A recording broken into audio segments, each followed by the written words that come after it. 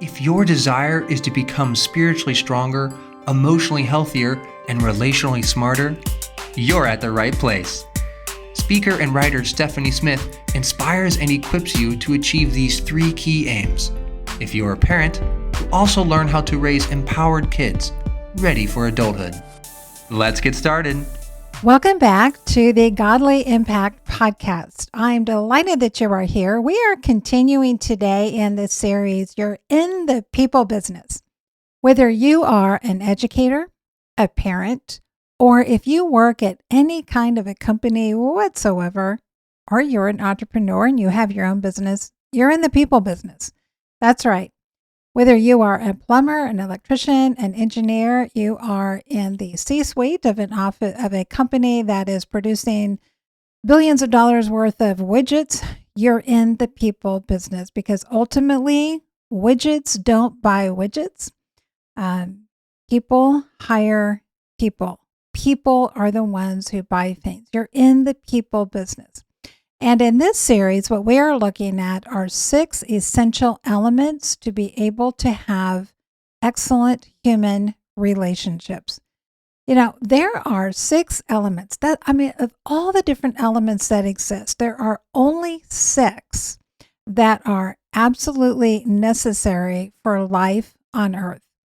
Now, we need other ones as well, but not in the same way that there are these 6 that if there was some sort of element vacuum that showed up and it just sucked all of these elements, or even just all of one of these elements out of the earth, life as we know it would cease to exist. And a couple of weeks ago, we talked about the element of oxygen. And that is empathy. And that is a whole lot more than just a feeling of kindness or compassion. So if you haven't started and you haven't listened to this series yet, you definitely want to go back and you want to listen to the previous episodes.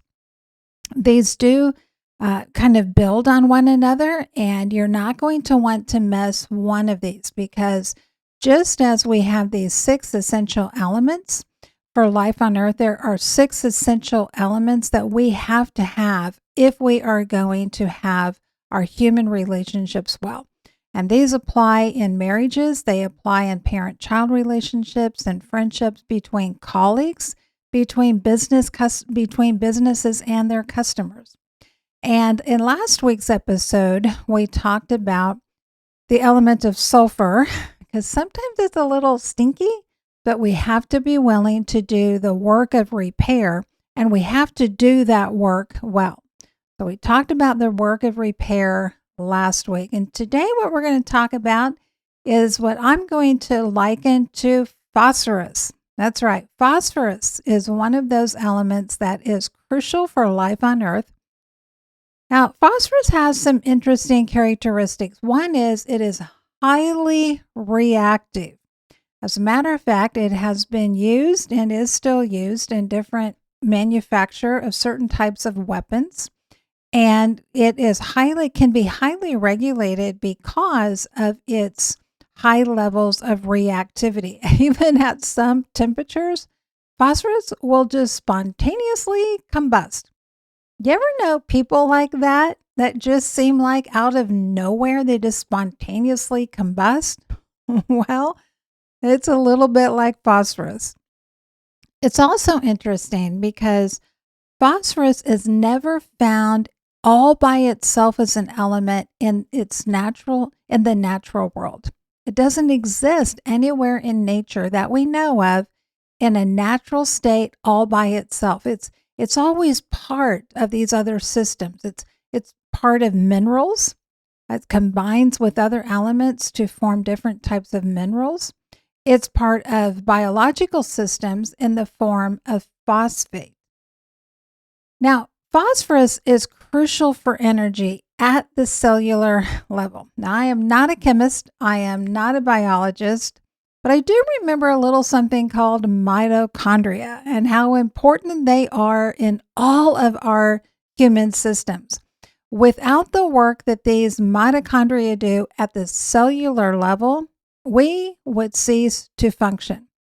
And so phosphorus is crucial for mitochondria, and it's crucial for energy at the cellular level, at the most basic fundamental level that we are. And you might be wondering, what in the world does phosphorus have to do? Why are you telling me about this? Well, stick around. It's going to make sense to you in just a moment.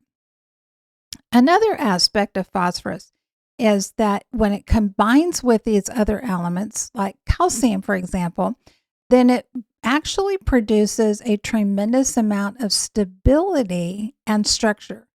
So, yeah, this highly reactive element, at the very same time, when it's combined with certain other elements, becomes a compound of strength and stability. So, for example, in your bones and in your teeth, about 85% of the makeup of your bones and your teeth is calcium phosphate. That is a compound formed by, you guessed it, calcium and phosphorus. So you take this highly reactive substance that's notorious for its instability, but when you merge it with calcium, it is what provides your body the very strength and structure that is needed. So, what is the equivalent of this in our human relationships? Expectations. Expectations are in relationships what phosphorus is in biology. They're highly reactive. They also don't exist all by themselves. Just like phosphorus doesn't exist all by itself anywhere in nature, expectations never exist all by themselves. They're always combined with something else. They're always connected to something else.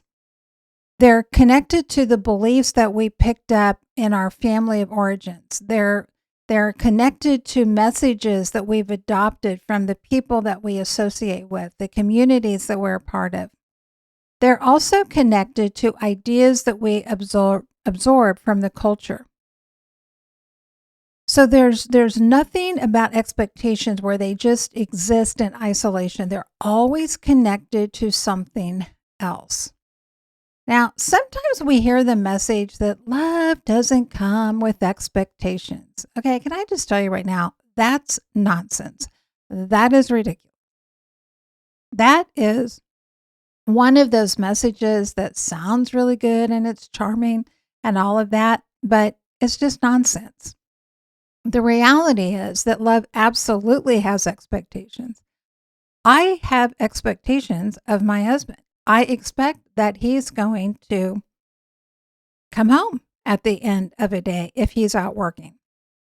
I don't expect that he's just going to show up 3 days later with no explanation and just expect that that's supposed to be perfectly fine.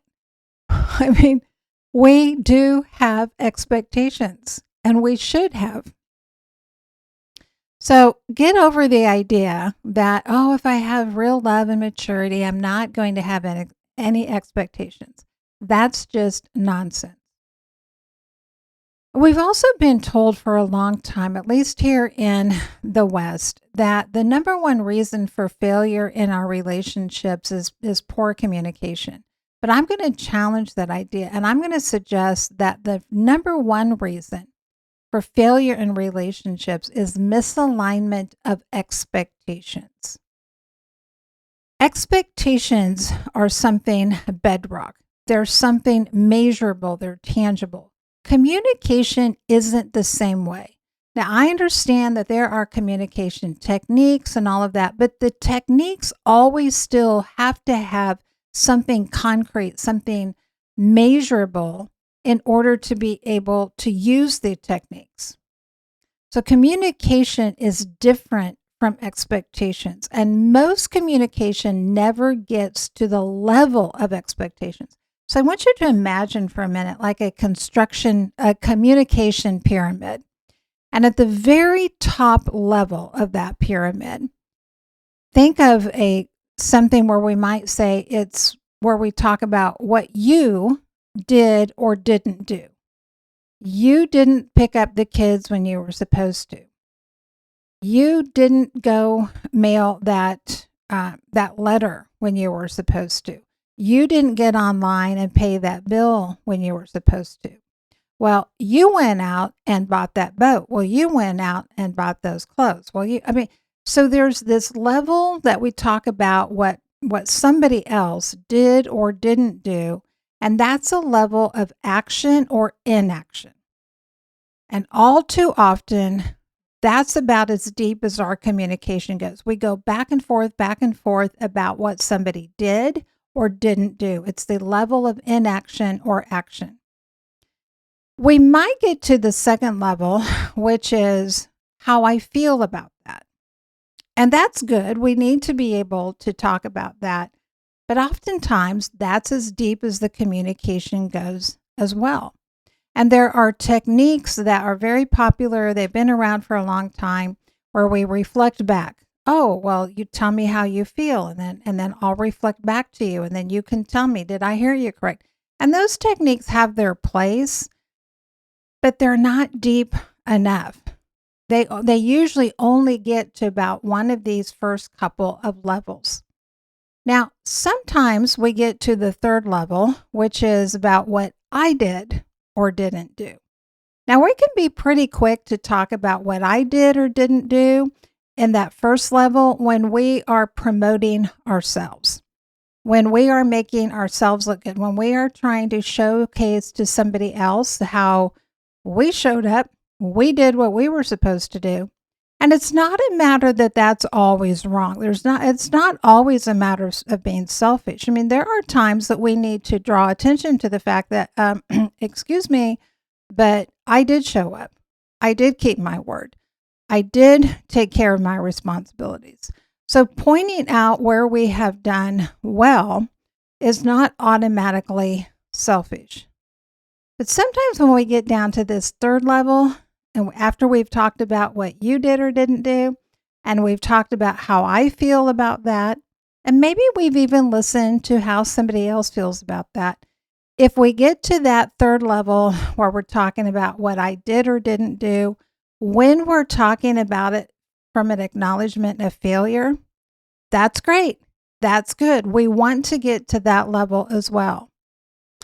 And then we want to be able to talk about, well, how I feel about that. And we want to be able to listen to somebody else and how that's impacted them. But we still haven't gotten to the bedrock of the communication pyramid. So what's the next couple of levels? The next couple of levels we might get to, which is what I want from you or what I want from me. Now, what I want from you is very different than what I want for you. And what I want from me is very different than what I want for me. But again, getting to these levels is good. I mean, it's better than just remaining at one of those top couple of levels where all we talk about are about, well, what you did or what you didn't do and how I feel about that. So it is good to be able to get down to this level where we can say, this is what I want from you. This is what I want from myself. This is what I want for you. This is what I want for me. It's good for us to get to these points. The idea that somebody, if they just love us, they're going to know, that's another one of those ridiculous things. We need to own our desires. We need to say, this is what I want. Again, that's not being selfish. That's actually being kind, because clarity is kindness. When you are clear with somebody about what you want, about what you need, about what you desire, that is a kindness to them. And it's not a reflection of, well, if they just love me enough, they would just know. That's nonsense. And so if you're still kind of stuck in that kind of 13-year-old girl kind of thinking, you need to get rid of that, because that's not the adult world. But when we go to the bedrock level of communication, and this doesn't happen often, but people who really want to excel at human relationships, they get to this level. And this is the level of expectations. Because this is where I decide and I communicate and I own what I believe about my rights and my responsibilities, and what I believe about your rights and your responsibilities. You see, that's where expectations come from. They don't come from my feelings. They don't come from a list of what I did or didn't do, or they're not even about what I want from you or what I want for myself. They are about what I believe about my rights and my responsibilities. And both of those form our expectations. And when we get down to that level of communication, that is where true change, true intimacy, true connection can happen, or it's not going to happen. So, why don't we have a tendency to get down to this level of communication? Why don't we get down to this bedrock level of expectations? Well, I think there's more than one reason for that. One is we're just not taught to do that. We are taught in the way that we're modeled. We're even taught a lot of times in communication techniques and books and things where it gives us some techniques. And again, they have their purpose, but they remain in maybe those top 2 or 3 levels. They don't get down to the level of expectations where I really identify and communicate what I believe about my rights and what I believe about my responsibilities and what I believe about your rights and your responsibilities. So we don't do that because we're not taught to do that. Secondly, sometimes we don't do that because we don't have a correct understanding of expectations. We have bought into this idea that expectations are a sign of selfishness, that we're not supposed to have any. And again, that is ridiculous. We cannot live a meaningful, mature life in any sphere without having expectations. If I walk into a store and I pull something off the rack and it is marked for $29.99, I have an expectation that when I get up to the counter and that sale gets rung up, I'm not going to get charged $68.99. I'm going to expect that, okay, there's going to be whatever sales tax, is added to that or whatever. But I'm going to expect that the price that I pay for that item is the item's price plus tax, not, plus, we just decided we tack on this other fee. Now, I know in that kind of setting, it can feel like, well, duh, Stephanie. I mean, that's very obvious. Of course, we have those kinds of expectations. But the reality is that we have those kinds of expectations attached to all of our relationships. We have expectations if our children are in school about how they are going to be treated by teachers and by staff members, and if they're in sports, by their coaches.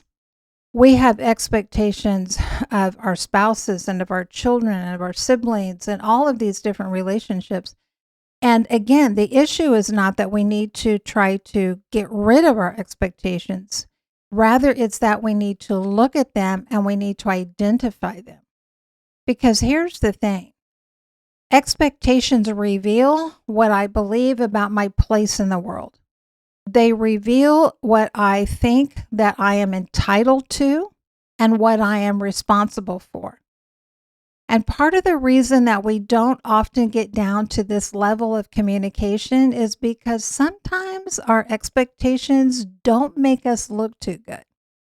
Because when we really get honest about what we are expecting from ourselves, what we really believe about our rights and responsibilities, that might not reflect too well on us. It might make us look petty or selfish, or that we have a victim mindset or an entitlement mindset. So we need to be able to get down to this level, because this is the level at which true transformation happens of our character, number one, and number two, of our relationships. Without this, we can maintain relationships, but they will always only experience an intimacy and a fulfillment to a certain degree. because we have to get down to this level of expectations. What do we believe about our rights and responsibilities and about other people's rights and responsibilities? That's the bedrock of where true connection and true intimacy happens. Now, earlier I said that this is true not just in our personal relationships, but this is also true and applicable for businesses and for churches and schools and organizations. You have customers, you have people in your network that have expectations of you. And you know what? You have expectations of them as well. And one of the reasons that organizations don't succeed, and that doesn't mean that they collapse, maybe it just means that they keep existing, but they never reach their full potential, is because they don't get absolutely crystal clear about their expectations. What do they really believe about their rights and responsibilities as a business, as an organization? How do they measure those to be able to find out, are we actually living up to those expectations that we say we have of ourselves? And then what do we really expect about are the rights and responsibilities of our customers, of our clients? Those are the things that successful organizations keep in the forefront of their mind. And you know what? These are never a one and done. They're not a one and done in a business setting. Oh, yeah, we looked at that 15 years ago, and so we're good. Check that box. Nope, it's not how it works. And they're also not a one and done in our personal relationships, because you know what?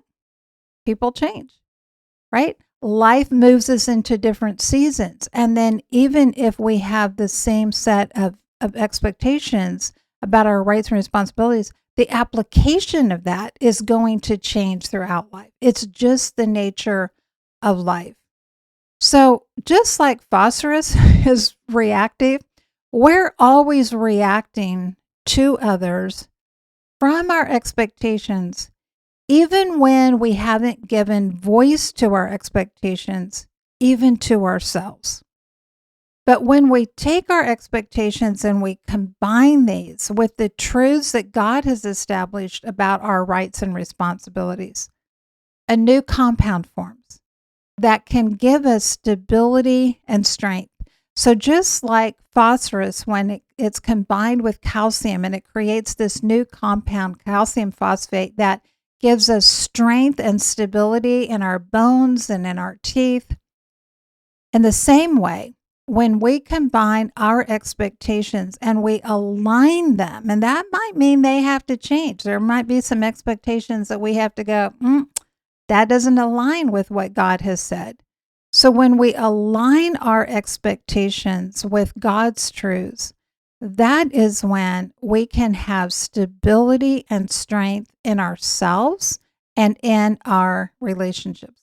So I want to encourage you, I want to invite you, maybe challenge you this week, that you decide that at least in one conversation that you're going to start not at that top about what action or inaction, was going on, whether that's with a spouse, a colleague, a kid, or whatever. But I want you to start at the base level of that communication pyramid. I want you to begin with the expectations level. Start at the base. You might work your way up. But if you start at the base, I bet you're going to find that you can spend a whole lot less time arguing back and forth, working your way down that communication pyramid, because you're going to be able to get to the heart of the matter. What are you expecting? What do you believe are your rights and your responsibilities in a relationship and in a situation? And what do you believe are someone else's rights and responsibilities in a situation? Be courageously honest about what you are expecting of yourselves and others, because just like phosphorus, our expectations are there and they will be highly reactive until we learn to combine them, to bring them into alignment with the truth that God has established for us. And that is when they can give us and our relationships the strength and the stability that we need. All right, my friend, that's going to wrap us up for today. And I invite you back next week as we continue this series. You're in the people business. In the meantime, remember this: you have an impact that is immeasurable, eternal, and irreplaceable. Thank you for listening. Visit the website stephaniepresents.com to join the mission of building spiritually strong, emotionally healthy, and relationally smart women and families. You can also book Stephanie to speak at your event and check out additional resources. Together, we can invite and equip generations to engage fully in God's grand story.